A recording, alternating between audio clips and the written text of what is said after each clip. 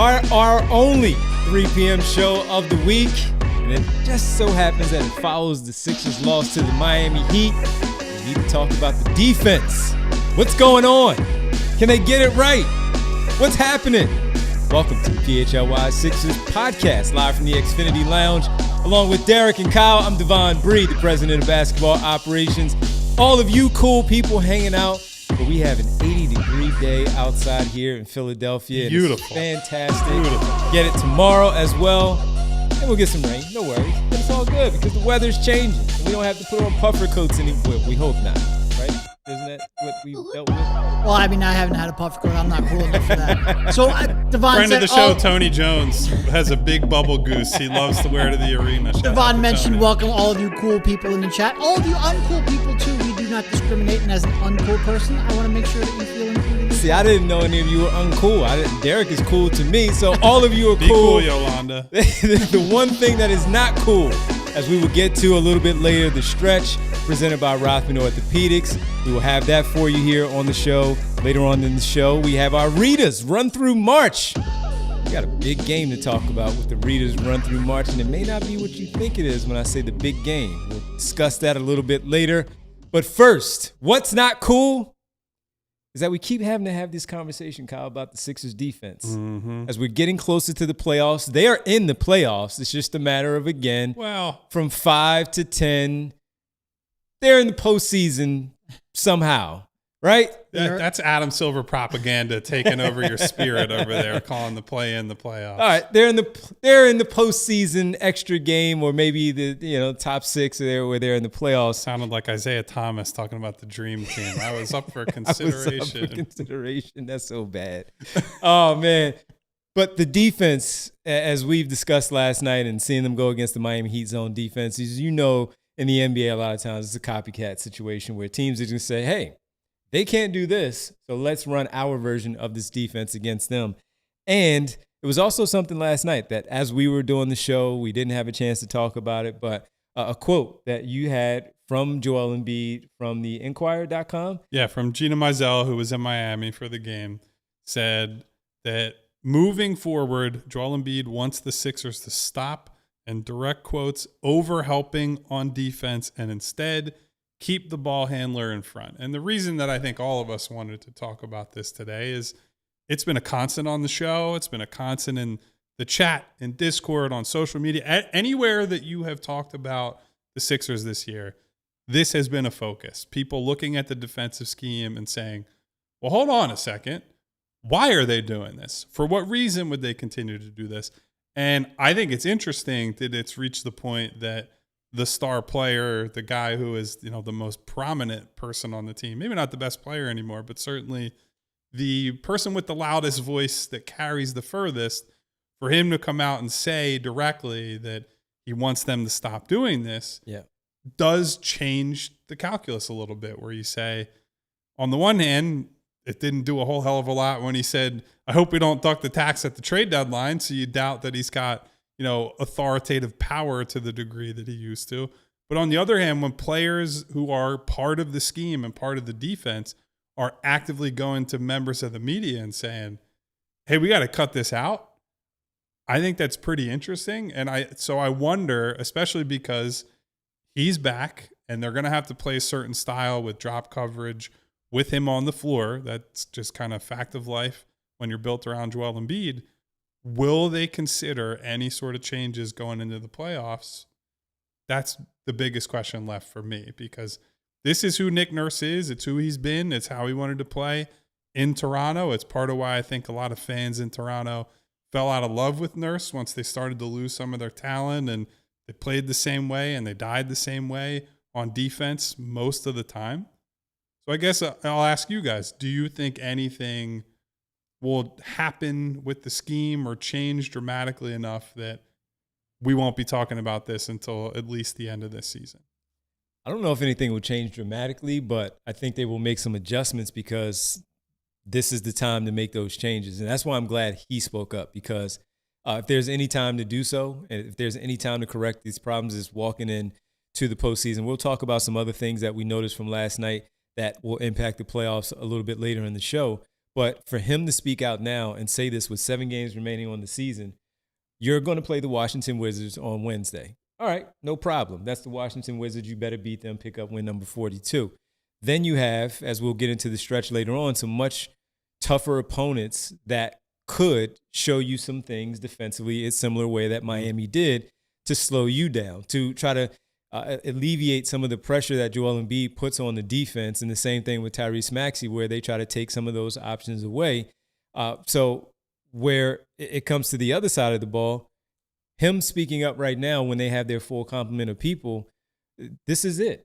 This is it. Because when you get into the playoffs and they keep running, you see the same team over and over again, you're going to make your adjustments, but you need to have an adjustment going into whatever matchup that is first, because this has been a problem all season long when it comes to their defense, how they do it, not just the zone, but the fact that we talk about the switching and how they have to recover so far, where they have to run from basically one side, the strong side of the free throw line in the block, to the weak side of the three-point line and try to close out.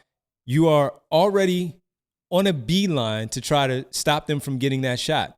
Your thinking automatically is jump to try to block the shot. And if the dribble has not been given up already, you're going to fly by. They're just going to take that one extra dribble, sidestep, and take their three. You're not closing out under control, because what could happen there? They can get the shot off and still make it in front of you, or put the ball on the floor and go do something else. So I like the fact that he did say something now. There's not a lot of time to correct these issues. And while if they get in the top 6, you have a few days off to run through your practices and all. But if they get into the play-in, Derek, you have the play-in and then whatever amount of days then, which are shorter than the top 6, to game plan for whatever opponent you have. And that goes along with the defensive side and how to correct those issues. Yeah.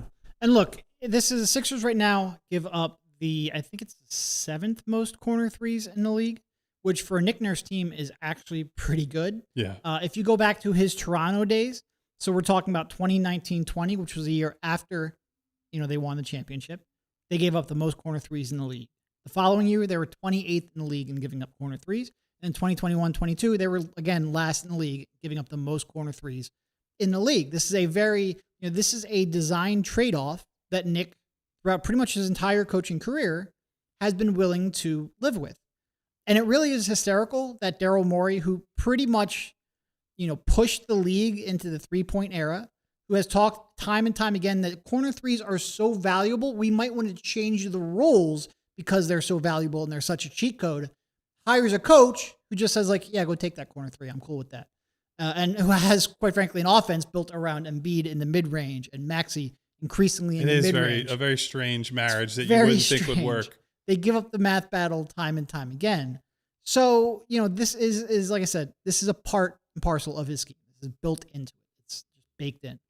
And, we talk a lot about, do I think because Joel said this, Nurse is going to come out and change his scheme? No, I don't think that. Tweaks. I just hope that if they hit the wrong matchup, they're willing to adjust when they need to adjust.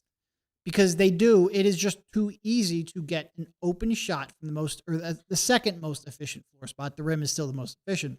It's just too easy to get a quality shot, an open look from the second most efficient floor spot in the game against this team. And the other thing, which we've talked about recently because they've been getting killed on the glass, is when you have to, when you're helping down on drivers and you've got to recover back out to the perimeter, you're almost always going to have a flyby. At the very least, your momentum is going to carry you to where you're out of rebounding position.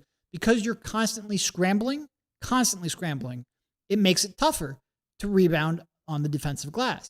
And we've, again, Joel, I think, despite the fact they've been awful on the glass lately, I think Joel has mostly been making a concerted effort to box someone out, but he cannot explode out of that box. He cannot rebound outside of his area. The second jump is not there anymore. It's not there at all. So it makes it of prime importance that 1 through 4, if Joel's going to be, I'm going to box out, but I'm not going to be able to get to the ball, you need the other 4 in position to get that rebound and make a real concerted, committed effort to get that rebound.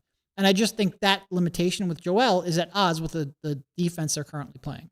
So I do think we had while we're on this subject, Dark, we had a mailbag question, Bree. It was from our friend Reardon, who asked, what is the quickest change the team could make to improve their rebounding? And I think rebounding is a huge subject that this goes back much further than this year and even Nick Nurse's tenure, that basically once Ben Simmons left and they lost that giant positional size advantage they had, that was when they started running into rebounding problems. But under Nurse specifically, I think they're susceptible to being bad on just about every front. And so there are the Joel-related concerns, right? It used to be he could play the cat and mouse game, contest a shot, contest a lob, and then he was explosive enough to go up on the second jump, go up and get the ball and the possession by himself. And that was the thing he could do with regularity. Now, if he's not doing that, how do you schematically try to get more defensive rebounds, at least a bigger share of defensive rebounds than you're getting right now? Well, some of that is you don't leak out as much. You can't try so hard to hunt transition possessions and leak out at the expense of ending the last possession. And so that means the guards who they want to push, the wings who they want to push maybe to a lesser extent, those guys got to stay back more and wait to leave and release until they know they've secured a possession. Some of it is not going to be fixed schematically. They are a small team. They do not have a lot of plus rebounders, if really any, on this roster, right? Like Dom Barlow has been starting. We're going to talk about that kind of battle and rotation at some point. He has not been a good rebounder, at least defensive rebounder, for a lot of this year. They're playing multiple guards at a time. A lot of times they're playing 3-guard lineups with VJ, Maxey, Quentin. Sometimes recently it's been Campaign, VJ, Grimes. Like those are 3 guys on the floor who, while VJ is a good rebounder at that position, you're giving up a lot of size and strength to bigger, older, tougher players, quite frankly. And then there's the defensive stuff, right? Like if you are playing the style that they're going to play, one of the consequences is exactly what Devon was talking about, which is when you're recovering, all of a sudden you're in scramble mode rather than, if you're staying tighter to your defender, you can close out and contest a shot without getting disconnected from what happens next. When you're cheating middle and then you have to explode back to the corner, for example, if that guy gets the shot up, you're most likely running past him. You're also, if he pump fakes you, he's going by you. And so if he drives and he misses there, you're more than likely out of the play compared to the driver and the other guys who can crash. And so the stylistic and schematic choices they make also add up to them being a worse rebounding team. And it's why this has been, the overhelping has been such a flashpoint topic all year, because it does touch so many different areas of the defense and of the team that if you just make a tweak there, I'm not saying it's going to be the fix for everything and all of a sudden they're an elite rebounding team, but it can chip away at that problem and it can put guys who aren't great individual rebounders in better position to be a good rebounding team. Because even last night against Miami, I think in the second quarter, they were a little more conservative. And there was a stretch there for like 6 to 8 minutes where I thought they cleared the rebounds really, really well on the defensive end. And so it's certainly within them. Same thing in Charlotte. The final 12 minutes, Drummond helped with his presence, but then Joel comes back in and they're still not giving up offensive rebounds. And to your point of going back to Charlotte and then with Miami last night, if you go the first 6 minutes where everything was just out of control, 16-4 start in that third quarter, once they got things together, the defense picked up, the rebounding was there, they didn't give up a lot of offensive rebounds. It's almost as if when their backs are against the wall, that's when they tighten it up, and that's when they don't allow those offensive rebounds. And then look, that's always the case. You give extra effort if you're down and if you're giving up some things that are putting you in a hole a bit. So you expect that. But the way that they rebounded for that 6 to 8 minute stretch, you probably stretch it to about 10 because the way that they made their comeback, they were rebounding the ball. They were not giving Miami any of those extra opportunities in that second half, specifically in that fourth quarter, which allowed them to take that lead, which allowed them to do the things that they were doing. But if you're flying by on a defender and you're doing all that, Kyle said you're out of the play.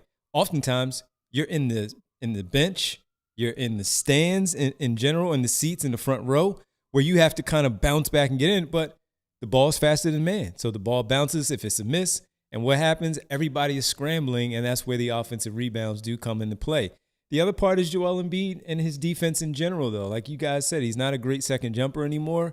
But there were a few times last night with that drop coverage where there were wide open threes for Davion Mitchell, Tyler Hero, even Bam Adebayo for those looks. Andrew Wiggins, however he got caught on certain drop coverage situations where there were some wide open shots that they just missed.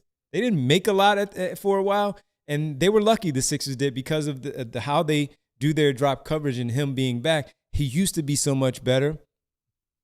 Injuries have always been a problem, but now with the injuries, he can't explode off that leg and get out there and close out under control and still be able to recover a little bit to stay on his feet to at least contest a drive should they put the ball on the floor and try to get by him. But with that drop coverage, man, they can get themselves in some trouble with that with him if he's not right. Yeah. No, and it is like there's no way to completely mask him defensively at this point because like we saw him switch out quite a bit last night and he's not capable of doing that like he was 5-6 years ago. You obviously don't want to, just completely stick on your guy if he's a perimeter shooter because you want to be able to help off onto that ball handler. It is, an immobile center and he's not completely immobile, but he's certainly not mobile like he previously was. It is a tough thing to overcome. It is. So how do you fix things with him? And what do you do with some of the others? We'll talk about that. We'll also discuss, we teased it last night. We ran out of time. We need to talk about the rotation that we saw last night, which was basically an 8-man rotation for Nick Nurse. Generally, this is what you do. You get ready for the postseason. You shorten things. 8 games left as of last night, 7 remaining after the loss. Now, has this kind of told us the story of where things are going to go? And is this the 8 to 9? Because Justin Edwards also snuck in there for 36 minutes. Is this the right rotation for the Sixers in the postseason, or is it opponent-based? We'll get into that a little bit later. We got some news and notes for you as well. It's the PHLY Sixers podcast on a Tuesday, our lone 3 p.m. show. Defense needs to be fixed and fast. Baseball season is back, everybody. You already know the vibe. Citizens Bank Park is going to be rocking. City's ready to talk itself into another Phillies run, even if they've struggled out of the gate. And there's nothing like being there in person on a sunny, warm summer day. But getting tickets, it usually gets a bit frustrating from there. That's why I and we here at PHLY have been using Game Time. You're on the app checking out Phillies tickets, and you can find them for under $10. See the exact view from the seat, and you can check out in less than 2 minutes. They make it so easy. Anybody can do it. And your favorite part, what you see is what you pay. There are no surprise fees at checkout. Features like zone deals let you save even more, and they're flexible on where you're going to sit. Plus, with the Game Time guarantee, your tickets are legit and they're covered. So take the guesswork out of buying tickets with Game Time. Download the Game Time app, create an account, use the code PHLY for $20 off your first purchase. Terms apply. Download the Game Time app today. As a Philly fan, you cannot leave the sporting event early, especially if you watch the last 2 basketball games where they came down to the wire. And that's why now the only time leaving early is acceptable. It's with Bet365 and their early payout offer. Leaving it earlier has never been safer. At Bet365, where winning is everything. Right now, you get to sign up using the promo code PHLY365. Deposit $10. Get $365 in bonus bets when you do. You can't beat that. Nobody else is offering that, only at Bet365. All you have to do, again, download the app where winning is everything. Use code PHLY365 when you sign up. Call 1-800-GAMBLER. If you have a gambling problem, call 1-800-GAMBLER. Please gamble responsibly. Must be present in PA. $10 minimum deposit required. Bonus bet wager excluded from returns. New customers only. Must be 21 plus. Time limits, minimum odds, and terms and conditions apply. In-app only. Void where prohibited. Back here on the PHLY Sixers podcast, presented by Bet365. Make sure you hit the like button, everybody. Like and subscribe to the show as you hang out with us on this day. We got basketball on Wednesday, 6:30 start time against the Washington Wizards. Tighten up your defense against them. Make sure that you're good to go. I'm sure they'll help because, need that. They're playing some Olay defense over there. It's bad. Have you watched like a couple minutes of them just occasionally? I watched them concede 83 points to Mr. Bam Adebayo. I'll tell you that much. Man, they have been. I mean, this is truly the end of the year because they are really, really bad, really bad. So make sure you check us out for our pregame show on Wednesday, 6:30 for Sixers Wizards to end their 3-game road trip and see if they can come away with another victory. All right, just looking more just at the defense, then we'll get into some of the questions that I know we had. You mentioned one here that we were sent into, but just more on Joel Embiid and kind of what you saw last night, what you feel like he can improve on in general to help out. And communication can simply be one of them. I saw that he went off, but he kind of reacted after one play last night with VJ Edgecombe.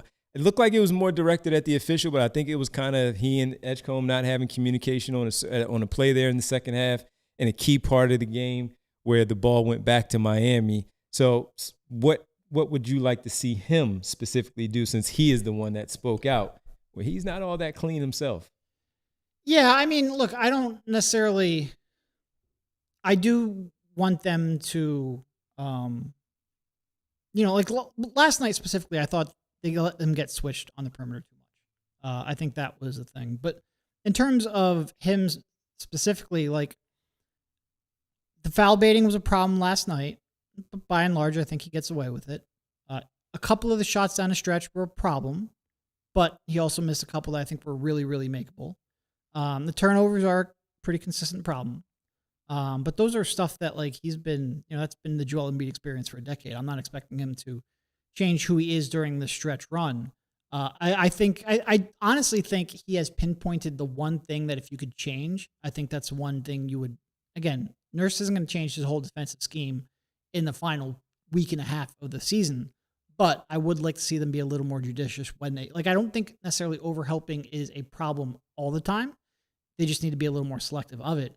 But with Joel, for me, it's always, well, can you fix the turnovers? But I also don't expect any massive changes here because he is who he is. Yeah, I still think that he is figuring out what 2026 Joel Embiid looks like, right? And I know that he's gotten more time on the floor this year where he's looked very good and we're like, man, he could make the all-star team if he makes a late push here, blah, blah, blah, blah, blah. But it's still, I mean, he said it himself to us in the locker room. He's like, this was supposed to be basically a tryout year for me. What works to get me ready for games? What works for the recovery process after games? And so I don't know that he's in a state physically or mentally to be like, this is who he is for sure, and this is what he's good at moving forward, because I don't think he knows. I don't think the team knows necessarily. I do think there are still oh my God, he's going to get hurt again moments every single game, which shock you and scare you, and even VJ is dealing with that. For me, I would rather he take a little bit of a step back on offense. And I've been on this corner for multiple years at this point. Yeah. I'd rather he take the step back on offense and exert like 10 to 20% more energy on the defensive end. That's not going to change the fact that he's not as vertically explosive. It's not going to change the fact that you can't use him as like a full-time switch defender. That's just not a thing that he can do. It's really not a thing he could even do consistently when he was at his peak athleticism and defensive prowess. But I just think when you see moments in the Charlotte game, for example, where he plays up to the level instead of playing drop, and they're able to play some good defensive possessions out of that look. And I think if you can use his energy to lock in on the defensive end, I think they have enough offensive talent that it doesn't need to be like, Joel, come in and save us. I think it could very easily be he's more of a passing hub and a playmaking hub, playing with Maxey in the DHOs, with VJ in the pick and pops and pick and rolls, and they can get a ton of value out of him on offense without him taking 26 shots like he did in Miami. So if they could find that kind of happy medium where, yes, he gets to take his shots that he likes to take, get to the free throw line a little bit, but also scales back enough that they can get the best defensive version of Joel that is available to them.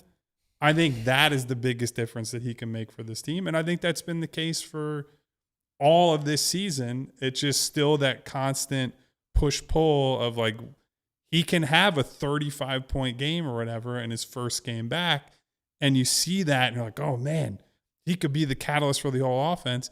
And then the next game, it's like, well, it's not that every night. And I don't think it's going to be that every night moving forward. And that's okay if the other stuff comes along and he plays better defense and rebounds more. In a playoff series, I mean, we've seen him hand the reins off to Tyrese Maxey, especially that Boston series where he, James Harden, and Tyrese all had their moments in that series where they ultimately lost that one. But the New York series also, where Tyrese, go for it. Now he was battling through a lot of stuff in that series 2 years ago, and he really didn't. I mean, Maxey had it working, so it was undeniable. You had to allow him to be himself and allow him to try to carry certain moments. That's the only time it really seems like that. And he knows who his teammates are, which he always talks them up, and franchise player for Tyrese Maxey. He cannot take too long, though, to figure that out. If that's what he's going to do, as he reads that early, then that's just what it needs to be. Mm-hmm. You're going to have your moments in a playoff game where Tyrese may have it going, but you may not need to come in and save and get 35, but he can get you 12 and a quarter and swing things.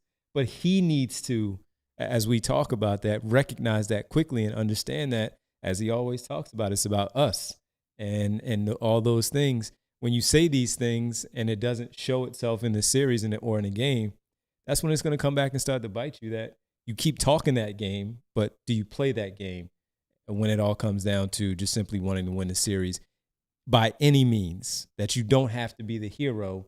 You can be a guy who can still come in and give you 23, but maybe your rebounds up to 10 again. Maybe you're getting 1.5 blocks a night. And maybe you are anchoring that defense where the box out is there for your teammates to get those floorboards. He has to not just be the offensive guy. He has to be the defensive anchor, too, on the back end. And to build off of some comments that we're getting, because I think this is fair to bring up. Another thing that Joel said after the Miami game to reporters down there is that he was battling illness last night, that he had, I think it was just like cold medicine or something in his locker, but that he was dealing with that, which obviously not the thing you want to hear when he's played 2 games in a month or whatever it is, that he came back and now is sick, because that has also been a problem in the playoffs. That was very famously a problem in the Toronto series in 2019. Not a cold. Won't get into the specifics of the illness he's battling at the time. But I think that at least explains a little bit of the conditioning, where we're looking and it's 6 minutes into the game. We're like, man, he looks tired, and the broadcast is calling that out. And so that should hopefully be a temporary problem. We're obviously a lot more concerned about how are his knees, how's the oblique doing, because he said that's a lot trickier than he was expecting when he suffered the injury.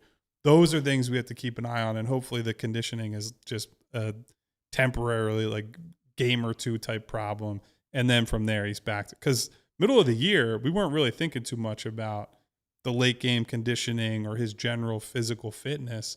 It's just, how is he going to come out of these games? I thought he had solved at least he's playing 36 minutes and looking good for those 36 minutes in the middle chunk of this year. Yeah.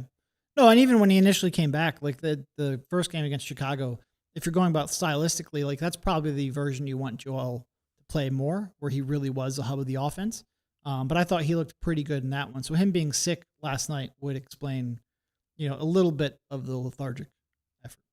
All right, let's take our next pause on the show. When we come back, get to more of your questions. We also have to get to the stretch a little bit later. And we got to check in on Rita's and talk about the big game and the Rita's run through March. We're going to do that here on the show. So hang out with us as we talk about the Sixers gearing up for something past the regular season. I don't know. I don't want to, The word police are here to tell Devon it's not the playoffs until it's the playoffs. It's also not the regular season, though. Is it the postseason? Well, here's the thing. The stats don't count toward anything but the play-in, and they don't log them. So by definition, it is neither the regular season or the playoffs. We know they're playing past the regular season. Past April 12th, they'll have a game. How many of those? We don't know. So we'll talk about that Adam Silver as we gear up for whatever it is, extra basketball and much, much more here on the PHLY Sixers podcast. And guys, next up, we want to tell you about Xfinity, specifically about their 5-year price guarantee. Because what if you could have reliable and intelligent Wi-Fi? And what if you could keep it at the same price for 5 years? That's the Xfinity 5-year price guarantee. Imagine Wi-Fi that makes everything in your home work together, that finds and fixes problems before you even notice them, like a super intelligent Wi-Fi with a sixth sense. And that lets you stream the game even when the whole family's online. All your devices working in perfect harmony for 5 whole years. And here's the best part. There's no annual contracts, no hidden fees, and Xfinity's best equipment included. Take it from me, a lock and change in 5 years. Championships are won, records are broken, dreams grow bigger. But your Wi-Fi, it should stay reliable, and the price should stay put. Lock in your price and unlock the possibilities with Xfinity. Learn more at Xfinity.com. Xfinity, imagine that. Select plans only, restrictions apply. Last 4 teams are set in college basketball. 2 games, then the championship game. The only way to watch it, Sling TV, one of the most flexible ways to watch TV. You get more control over how and when you tune into news, shows, and obviously your sports. Sling TV, they came out with a game-changing way to watch live television. They have flexible 1, 3, and 7-day pass subscriptions that get you instant access and let you watch sports your way. It's perfect for the final 2 games, as I mentioned, of the tournament. And you get access to the last floor plus the national championship game starting at just $4.99. You can't beat that anywhere. After the tournament is done, keep those passes going, everybody. NBA, NHL, postseason, and the WNBA season is creeping upon us right now. With both daily and weekly plans, Sling TV truly has something for everyone's lifestyle. Live TV, your way. Learn more at sling.com. Welcome back to the PHLY Sixers podcast on a Tuesday, presented by Bet365. Got a super chat here, though, from Jay of the Jungle, checking in with us with Jay saying, I'm surprised there aren't more injuries across the fan base with all the leaping to and from the bandwagon.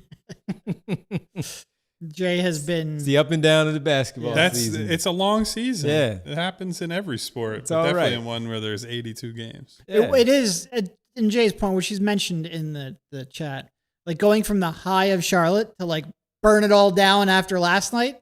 It's part of fandom. It's part of, treating basketball like a football or NFL or something like that. And nobody will react except for just win tomorrow and, just professional victory, get it done. You win by 30 against the Wizards and we'll all be back. Do what you're supposed to do. And then you lose to the Pistons with no Cade Cunningham and, oh, God. Night 2. Sell the team, Josh Harris. Yeah. Yeah. That's how it goes. And we understand that. The team understands that. Their job is to block it out, block the noise out, and just keep on going. All right. Thank you, Jay. Appreciate the super chat. So let's talk about the rotation, Kyle, because last night, starting 5 with Dominick Barlow in the starting 5 again, Kelly Oubre, Quentin Grimes, and Adem Bona, the main 3 players off the bench. Justin Edwards came in at the end of a quarter for about 36 seconds. Well, it was legitimately 36 seconds last night in that game. Tightening up, has everybody back. Nick Nurse now. This looks like, well, we need to see it more, but maybe this is the rotation that he's starting to lean towards as we go into the postseason. He did against Charlotte throughout their Andre Drummond, but that was a situational thing. So could we be looking at the 8? And do you agree with the 8? We could. And number one, I think it's too early to commit to it's any 8 because they've gotten precious little time with the stars available. So then you think about, how many minutes do we think Justin Edwards or Campaign or Trendon Watford, whoever it is, has actually gotten to play within a full Sixers rotation heading into the playoffs. At least use this time to try to learn something about these guys. Because if you're not going to get to the 5th seed, and can't say that, we don't know if that'll happen. But if you can't, at the very least, you need to use this time to try to build out some stuff using the full roster and the full rotation. So that's kind of where my head would be at. And look, I don't love a lot of these guys individually on the bench, but I do think last night, for example, is you point to it and say maybe there's a situational use for Watford as a playmaker in the middle of a zone, right? If you've abandoned the Joel in the middle of the zone thing, which I don't know why they did. I don't know why they did, but let's say you're going to go away from that after it worked. Then in theory, somebody like Watford with size and passing ability in the middle of the zone might make sense there, right? Like if we talk about that Knicks series, there was a game where Buddy Hield comes in at the end of the series after barely playing and goes completely crazy and put the Sixers back in the game after it looked like they were going to get blown to smithereens on their home floor. They still lose, but he made that a game because it's like, hey, they need instant offense. Throw somebody else out there. I think the one thing that I would say from last night and this weekend that I am not willing to put up with in the regular season, you cannot ask Tyrese Maxey to play 43 minutes, especially coming off an injury. I know it's not like a conditioning lower body, oh, he might hurt his knee or his ankle or whatever type of injury. But when a guy's out for several weeks and then you just throw him out there and ask him to play 43 minutes, it's not going to help him. I don't think it's going to help the team, quite frankly, because by the end of the game, it doesn't matter how much you're in shape or how good a conditioning you're in. Everybody is going to feel that fatigue factor set in. And so when we talk about him being, 1 for 7, I think, in the fourth quarter last night, you still hold him accountable and say, hey, Tyrese, that wasn't good enough. But on the other hand, when he's done so much of the heavy lifting for 3.5 quarters and then he doesn't have it at the end because he's in minute 41, 42, 43 of the night, you got to think about using campaign at least for a few minutes here or there and try to run some offense and try to go to somebody so that your best players can be the best players when it matters at the end of a game. I agree. You think some of that, though, had to do with the Edgecombe issues last night? Probably a little bit of it. And VJ was in foul trouble the previous game. And so, VJ's got to play his part, right? But you have to be cognizant of the fact that you are that reliant on a rookie. Like, a rookie has been one of your big catalysts for winning all year. And so if he has a rookie-like game, the coach has to recognize that and figure out ways to adapt around that. And those can't always be Tyrese play 1 billion minutes, because I don't think that leads to much that's good at the end of games.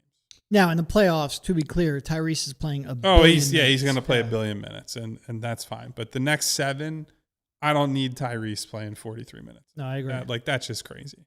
I agree. And that's one of the – I don't want to turn this into that segment, but that's one of the downsides of the trade deadline is that there's really just not many people. And look, I think Nurse had relied upon Cam as just a backup point guard relatively consistently, so I'm surprised he kind of fell out of the rotation there for a bit. But even if Cam is flawed, and clearly he is, that's why you're able to get him on a minimum in the middle of the season. Even if he's flawed, you still got to throw him out there for 8, 9, 10 minutes just to give Tyrese a breather and not put too much on your rookie's plate. What do you think about with the rotation in general, though? With the 8, you agree with Kyle? Too early, 7 games left, too early? I mean, certainly I think the 7, starting 5, and then either Barlow or Kelly, whoever ends up not starting, and Quentin is going to be consistent. That's going to be every game. Bona, I think, is probably going to be more often than not the 8th man.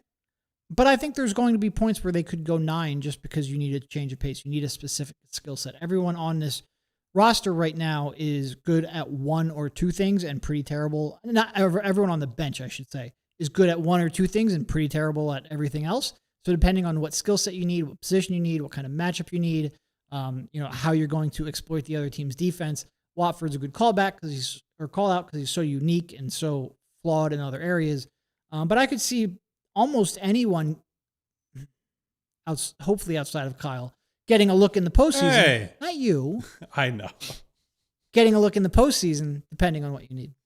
I could see Barlow having a game just because you need that. You might need rebounding or shooting. That's the playoffs, man. Yeah. I mean, Stars win 2 games. You got Paul George should be able to win you a game, and then everybody else collectively, somebody's going to stand out in those games. To your point, though, I don't expect anyone outside of that top 8 to be an every night contributor. I'd be pretty surprised if there was Barlow playing every night, or if Cam was playing every night, or something.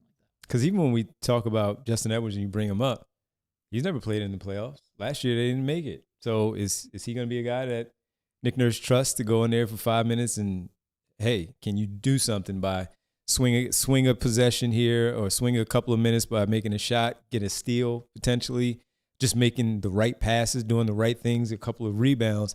He's never been in that spot. So does he lean to even a veteran who has not been there either? Well, not been there either and, just playing big minutes, but Trendon Watford, Jabari Walker. Does one of those guys get a head nod over somebody like Justin Edwards if he doesn't have it? I'm surprised that Walker hasn't gotten more of a look. He seems like the more versatile one that you can do a lot of different things he's with. He's Barlow-esque, but I think all of us probably feel more confident in him as a shooter, and he's been a more willing shooter than Watford and Barlow, certainly. And I think he's had some good minutes next to Joel. I don't know what the lineup numbers say about that. I might go look at that, and it's like, well, they got pasted in every minute that he played next to Joel Embiid. But in theory, he works for a lot of the same reasons that Barlow should. And I think in the areas that they actually need, which are defensive rebounding and floor spacing, I think Walker is like slightly better at those. That doesn't mean he's a better player, but I would like to see him get a little bit of run here down the stretch because I think he's someone that you might have to turn to in the playoffs for that kind of stuff. Yep. All right, let's take our final pause of the show. When we come back, the stretch presented by Rothman Orthopedics. We'll talk about the rest of the games on the season. Read us. Got to talk about the big game that we were discussing with the Readers run through March. News and notes, and that will do it for us here on the show. But we have plenty of time as we do that. Hang out with us. Get through this final break. We come back with the stretch here on the PHLY Sixers podcast. The weather has changed, everybody, a lot over the past few weeks, and it's been a while since your last pest control service. This is a good reminder to get ahead of things before you walk downstairs in the basement and you get a visitor from somebody that was uninvited right there in your basement on the floor running across, and that scares the daylights out of you or the kids or the significant other.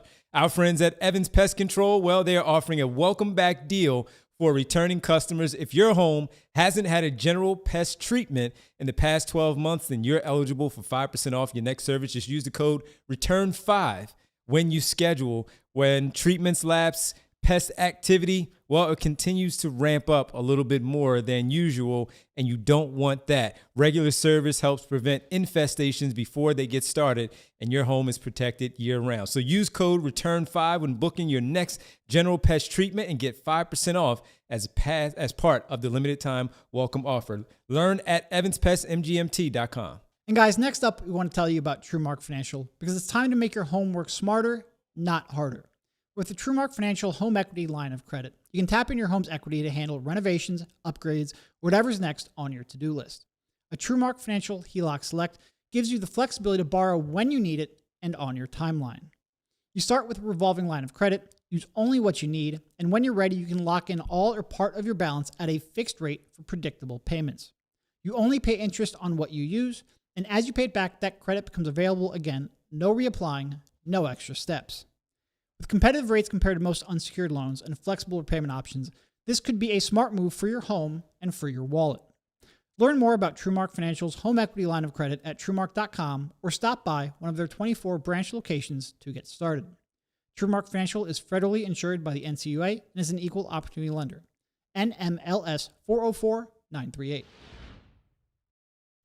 All right, final segment here on the PHLY Sixers podcast. Let's talk about Ritas. It's nice outside. You might as well go get yourself some Ritas. Yeah, baby. The new flavor. What is the mystery flavor? Mystery Peeps, baby. Mystery Peeps flavor. Make sure you check the great people out with Ritas. So let's do our Ritas run through March here, where we would just simply want to talk about, we didn't have a chance to, the shot and the turnover, or the turnover and the shot. UConn and Duke. It was almost like so many people just united. It's like everybody came together for the Duke hate as that shot. Which, you know what's so funny about right? that? I don't know if it was the New York Times proper or the Athletic, if there's a distinction between the two these days. There was a story from them that was basically like, has hate for Duke cooled? in recent years. And No. I actually think so. Yes and no, because I do think they have evolved from it's the team where it's like every punchable white guy plays there for 4 years and develops the like it's the Leitners, the Reddicks, the like those types of guys. They don't really have those guys. Even Grayson Allen before this era really kicked off of NIL, one and done, all that. They got a lot of those. But guys, now it's man. just like they're in and out so quickly. Like no one develops real hatred for like Cam Boozer, and no one develops real hatred for like Zion Williamson. In fact, the Zion year, people were like, "Man, this kid's incredible to watch," and so you're more focused on that. Now that being said, whenever Duke loses, it all just comes rushing back, and people were like, "Yeah, the evil empire is going down." So, what a moment that's got to be.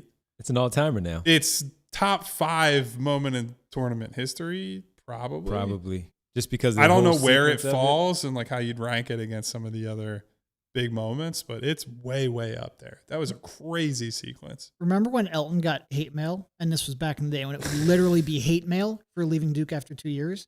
Yeah. My, how times have changed. Yeah, For the man. better. So, yeah, just a fantastic shot from the freshman, Braylon Mullins of UConn, after they get the steal as Caden Boozer. I understood what he was doing, where everybody's like, well, what are you doing? Why are you trying to do this? I thought the number one Carlin sin that he did was dribble. You didn't have to. Just don't dribble. Yeah. And if they do trap you and you see a little gap there where you can put the ball on the floor, now you leave yourself that opportunity to do so. But even on the pass, 2 guys down there, I'm just heaving it up. It's easy for us to say, why didn't you just bounce past it around the guys, all of that. So I understood what he was doing.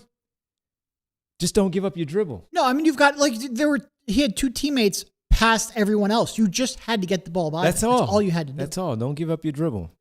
And look, I get it. It's a teenage kid going through the tournament for the first time, high pressure situation. And it's not like they had been blowing teams away in the tournament. So the fact that they're in this mess, not super surprising. But that's a kid who, along with his brother, won like 4 consecutive state championships. They won almost every game they played at Duke. I'm surprised at how little composure he had in that moment. Obviously, it was for the viewing public. It was great because it created that shot and all the John Shire memes and the White Lotus guy with the gun to his head with the Duke shirt on. That resurfaced, of course, and went like quadruple platinum on every single social media network. So it was a great time. All-time setting moment. up for a great Final Four. Hopefully, we'll see want the what Final happens. Four? You want the Final Four in water ice terms? We knew Mango would be there. Unicorn takes on Lemon. That's Arizona, Michigan, and Cotton Candy Mango. Cotton Candy with the upset over Blue Raspberry because of the shot. Devon's blue. Well, wait, I was you're Blue Raspberry. Usually, right? There's a distinction, Yep. but in this case, it's Blue Raspberry. Yep, that's UConn. Cotton Candy now taking on Mango, Illinois, who advances to the Final Four. So UConn, Illinois, Michigan, Arizona, that's your Final Four now. And the Treat 16, you see it there. One last thing. Number one, I give Caden Boozer credit for sitting there taking the questions. A lot of people 100%. can't really handle that. Then the other one is always this one because he's Danny Hurley, the headbutt to the official. How do you not get tossed or even a tech? How? I get it. It's, I know, you it's don't want to make right. that call, but also, nobody else gets away with that. No, it's a maniac. It's like the NCAA basketball version of the Legion of Boom Seahawks committing pass interference on every play. When you act like as big of I'm going to use a term that my grandma used to say, when you act like a smacked ass to the degree that Dan Hurley does, that's you just get away with it from time to time. You had a very different grandma than I did. How do you think I turned out the way I did? So yeah, My grandma shout was out like, to grandma. I don't think that was shout out proper. grandma. Yeah. I think that's just a pretty like Philadelphia area grandmas. Yeah. Pretty high percentage of them, higher than you would think, would use that term. Yeah. So that's our come on, man.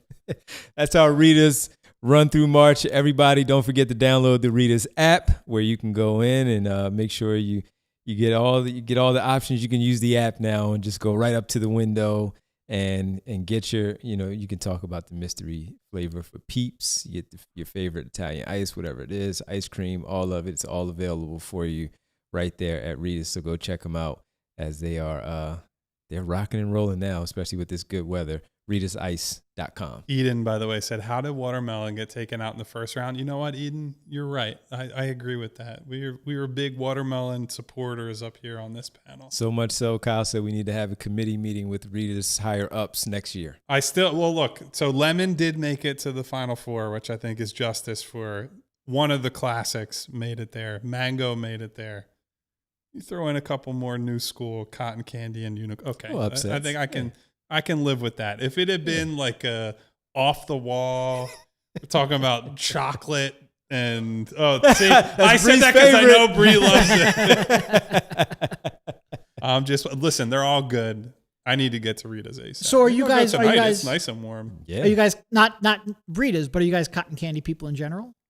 Because I'm not. Yeah, I am with the kids. Okay. Yeah. I would say, yeah, as a kid, definitely. I would feel a little strange as a grown man.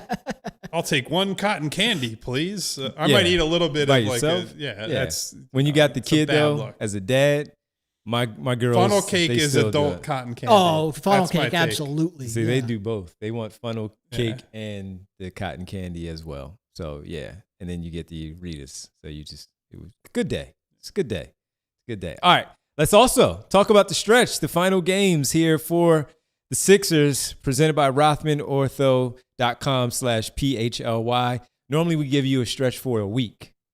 Now we're doing the remaining 7 games. Oh. Bree is a genius. She said, let's just do the 7 games.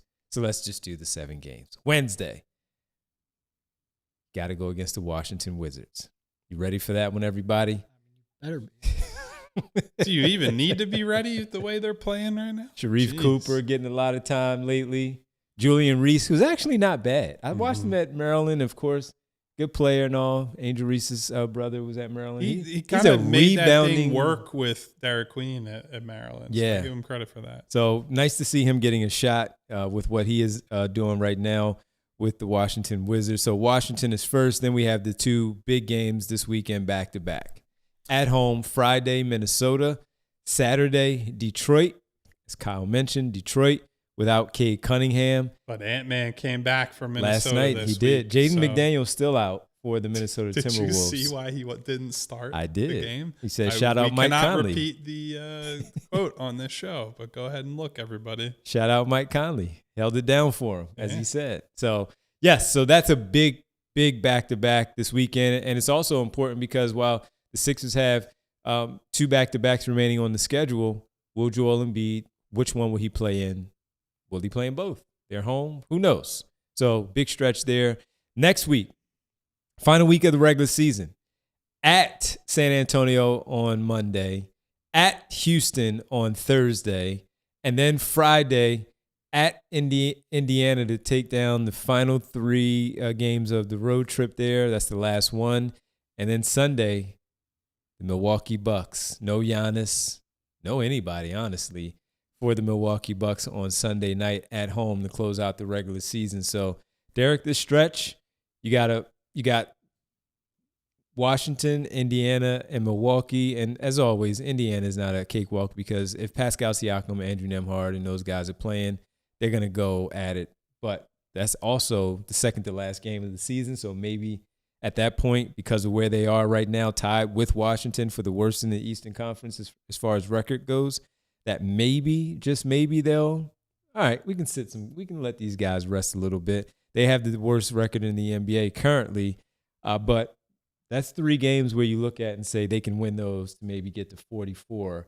And can you mix in something between those others, Houston, San Antonio, Detroit, Minnesota? Yep. And again, Washington has lost 19 of their last 20, so you better not blow that one. Obviously, the Pacers and the Bucks, to close it out, you should be able to win those. Those are 3 you're talking about. And then you've got 4 games against, outside of the Spurs. The Spurs have only lost 2 or 3 games since the beginning of February. They're playing incredible basketball. Outside of that, when you're talking about the Wolves and the Pistons and the Rockets, teams that are playing competent basketball right now, but none of them are unbeatable. So can you pick up 2 of those games. If you can pick up 2 of those games, I think you have a pretty good chance of, getting to there's a big game tonight, Toronto versus Detroit. If Toronto wins that one, it's going to be hard, quite frankly, to get into the top 6 because Atlanta is playing great basketball and has that tiebreaker. But assuming you get a little bit of help, you can maybe win 5 of these games, then you have a chance. Yeah, so the Spurs game is interesting because the Spurs, in theory, could still get the number 1 seed. And then Wemby's got the individual incentive of having to play enough games to make All-NBA. And if you look at the Thunder schedule, because the Spurs are obviously locked in on everything they're doing, they play the Lakers twice, they play the Nuggets, they play the Suns, who that's the last day of the season. Maybe things will be wrapped up by then, but in theory, maybe they're still battling for whatever that's what I mean. Yeah. Their positioning is going to matter. And so I think San Antonio is still going to be gunning it until the end of the regular season. Wemby does not play a ton of minutes, so he could only play like 30, and they're still going to have a huge impact. So I don't have much confidence that they can beat the Spurs. I would say that. The rest of the games, I would give them at least a coin flip chance, if not better, certainly against the Pacers and Bucks to end the year. But you have to win the ones that are the gimme games because there are no easy outs in the other ones. Like the Rockets may be struggling and are, not as good as maybe people thought they would be. They're still right in the same territory and, in fact, slightly better than the Sixers have been. So that's not a game you can take for granted, even though you beat them earlier this season. Jay the Jungle says, agreed. Split the games against the playoff teams, and we good. So you split those 2, and you win the 3 that you should book in, then you should be pretty good with the 5 right there to get to the 46 I was number. going to say, it'd be my magic 46, and I'd be sitting here. Yeah. I can at least take a victory lap. I'll be like the meme of the guy who's popping champagne with his medal, and he's on like the 15th place in the podium. Tough part with 46 is Raptors at 42, Atlanta 43, the Sixers 41, Heat 40, Magic, Hornets 39. So is 46 going to be enough, and is a tiebreaker going to come into play? I guess really with the Raptors more so than it is the Hawks. Yeah. Look at Derek got iced out by the Rothman logo there. That's pretty funny. The stretch, the Rothman is predicting 44 wins to end the season for the Sixers, while Devon and I were on 46 Island. So wait, was this was before preseason? the season. Yeah, because at the midway point or at the All-Star break, you were at 44, right? Yeah. Okay. Yep. And I had said, you know what? I'm not going to be a coward and change my pick now. Stuck with it. Yeah. Stuck with it. Get me 5 wins. I didn't make a wrong prediction there. Rothman did. It's not my fault. Okay. That's the stretch. How presented dare by you. Rothman. Presented by RothmanOrtho.com/PHLY to learn more. Schedule your appointment today. Tell them that the people, the gang, the team at the PHLY Sixers podcast sent you if you need to, get pushed ahead in the line a little bit. Maybe we have a little clout in there. All right. So as we get ready to wrap things up here, just quickly on the games to watch tonight. Mention the Raptors game is a big one. Yeah, so first 7 o'clock game is the Magic and the Suns. Suns are playing some really good basketball. Magic are struggling. That could help out the Sixers there with the Suns taking on the Magic in Orlando. Game 2, 7:30 start. Nets, Hornets in Brooklyn. Hornets should handle their business against them. So maybe book that one as a win. And then the big game, as Derek and Kyle mentioned there, Pistons and the Raptors. That's at 8 o'clock tip time. So that's a tough one for Detroit. They are banged up, and they played an overtime game in OKC last night. Yeah. Very good end to that game, by the way, if you guys didn't catch that. That was an egregious push-off from Shea, got a game winner wiped off, and I was like, you know what? I get it. It was definitely a foul. Also, the cool factor there was like, maybe you just let that one go. The cool factor. It's like, I don't know. It was no real different than Jordan's push off in the finals. So it would have been a cool MVP moment. They won anyway. So it didn't really matter. Yeah. So the Pistons have a 4-game lead right now on the Celtics. Celtics lose to the Hawks last night, where the Hawks are currently sitting in the 6th seed in the Eastern Conference. Those sons of guns. Yeah, they are, man. So we're heading into overtime, everybody. Thanks for hanging out on the television side. We really appreciate it. Head on over to allphly.com for the remainder of the show. TV, we'll see you tomorrow, 6:30 pregame, Sixers, Wizards. All right, let's get to some news and notes here as we close things out here on the show on allphly.com. We can start with today's news, Bree, with the Hall of Fame.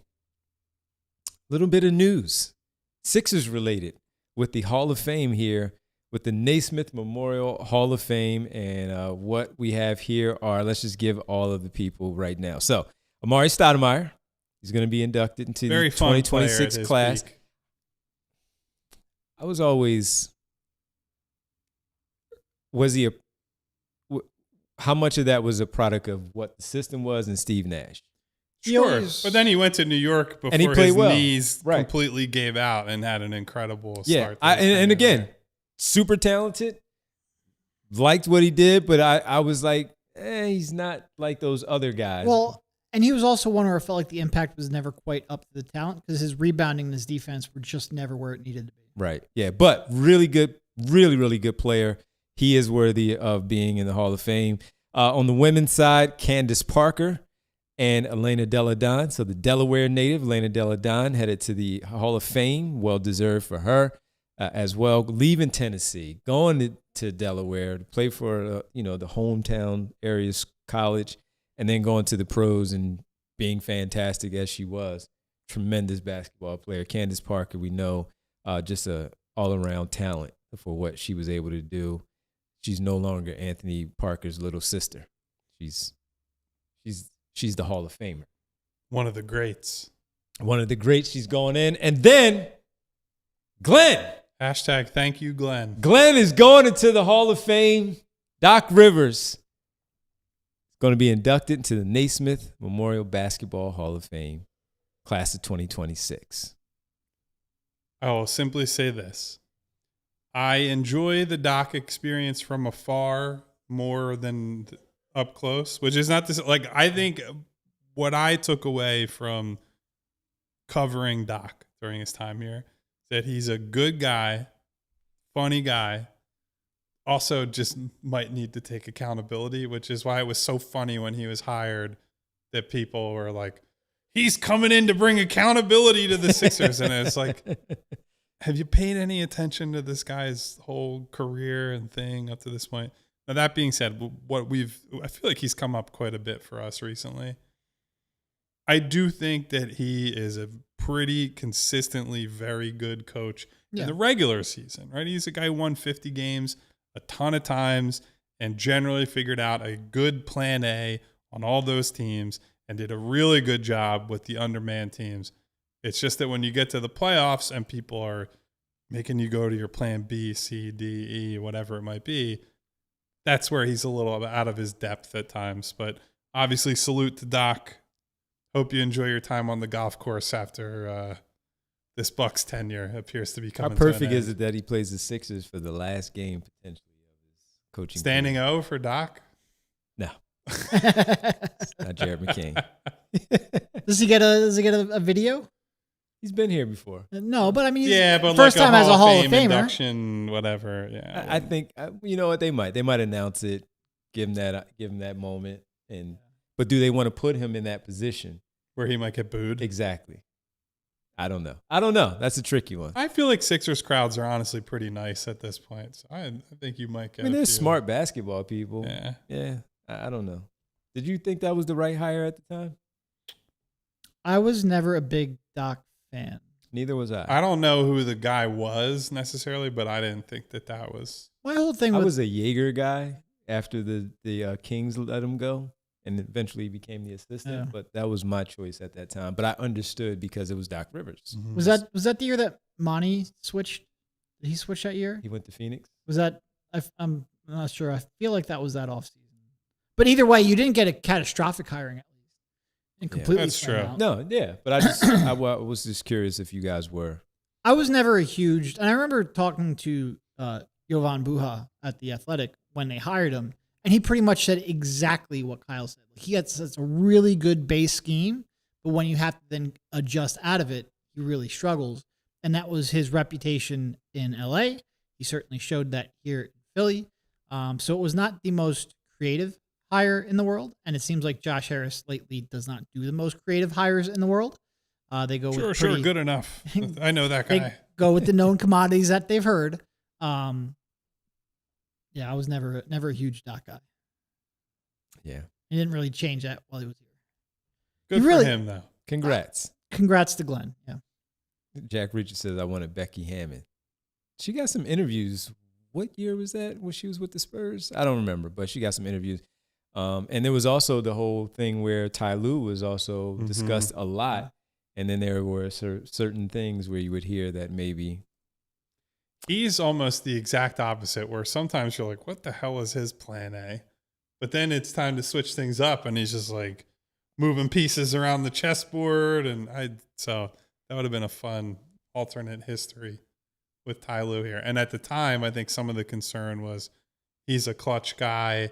And, does that send the wrong signal that it's Ben's team and blah, blah, blah. Like there are a lot of political motivations behind everything at the time. And then there was a little bit of did Doc kind of take that from him? Just, that was out there a little bit. Did he,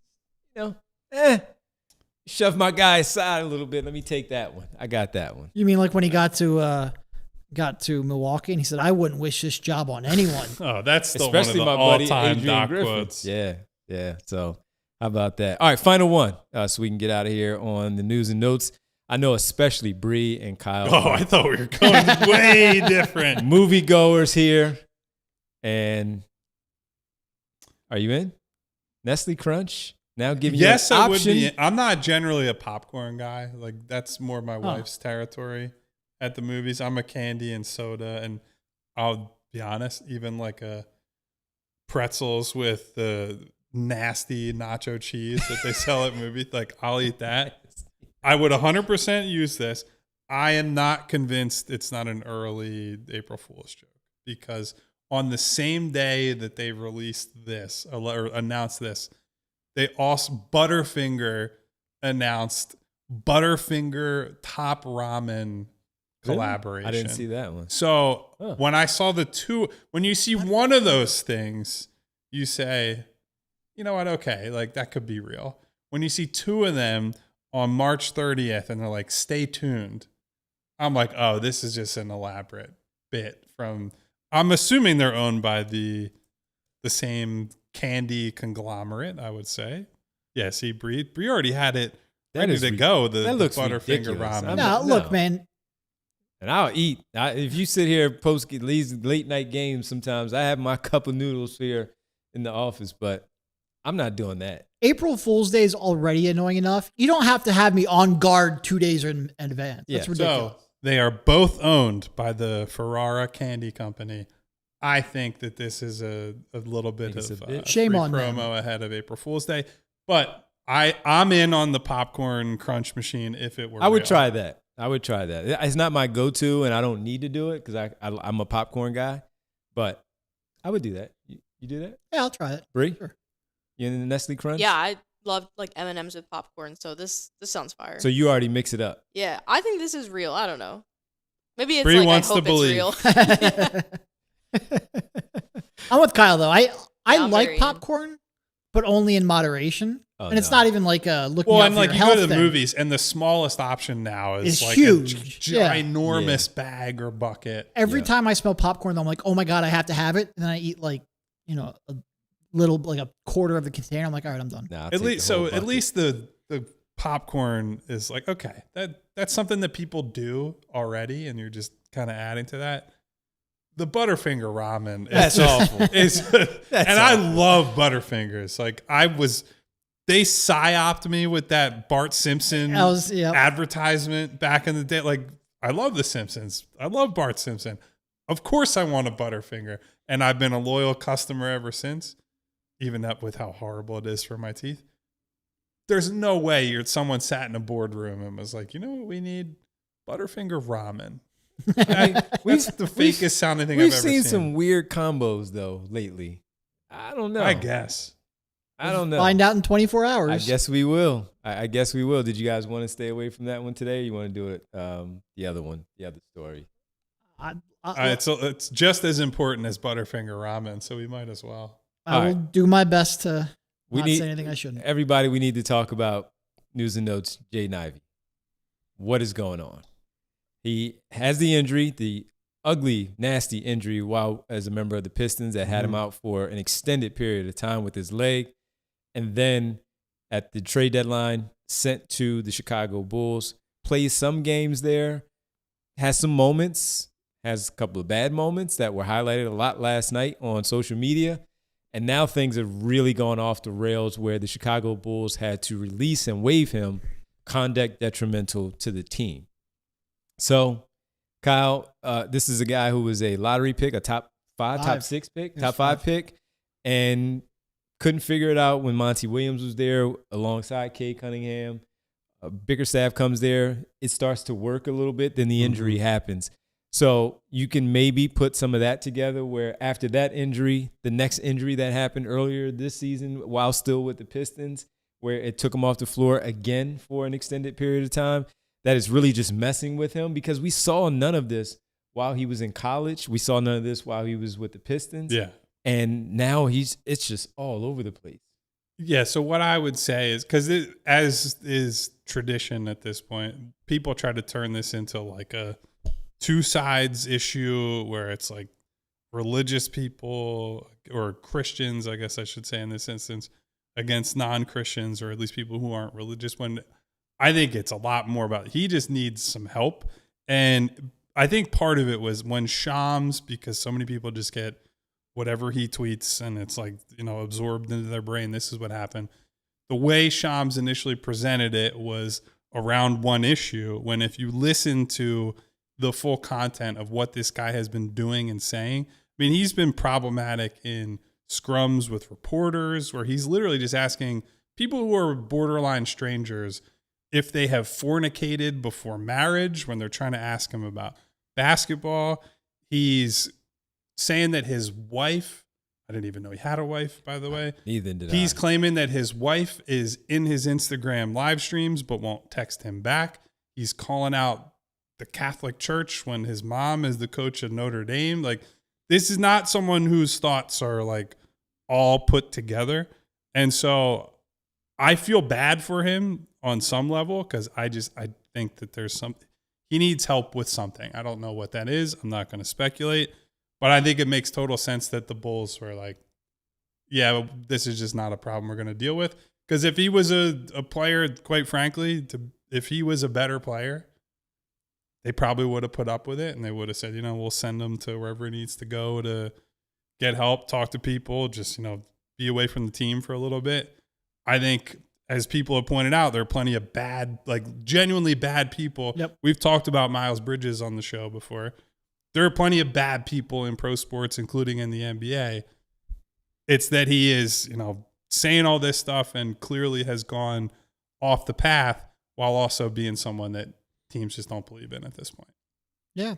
No, I think that's probably my main takeaway is I'd love to give Chicago credit for taking a stand and being like, you said some things that we don't believe in, but I don't want to give the NBA too much credit because you still have Miles Bridges playing basketball. If Jaden Ivey was better at basketball, I'm sure he would still be playing as well. But good on Chicago, I guess, but I also don't want to make too much of a deal out of it. Yeah, well, he's making it a deal because he's putting everything out there right now on social media. So hope he gets the help that he needs. Mm-hmm. That's where the Players Association comes in. That's where his representation, the agency, comes in as well, and family.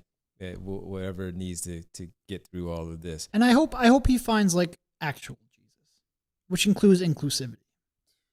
I was going to, some of the weirder comments I saw from him were like, effectively said, God doesn't listen to sinners. And I was like, I mean, that's not my interpretation of any religion that is out there, not Christianity, anything, but this isn't a religion show, so we'll let people believe what they want to believe. I just think he is, this is not a religion issue. This is a personal issue that he's going to have to get sorted out.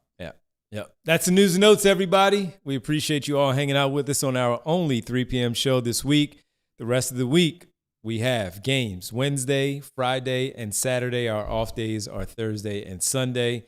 Hope that you're with us, and we're talking about a lot of victories for this team as they try to stack wins as we get ready to close out the season and positioning overall for the extra games after the regular season, whatever they will be. There you go. Thank you.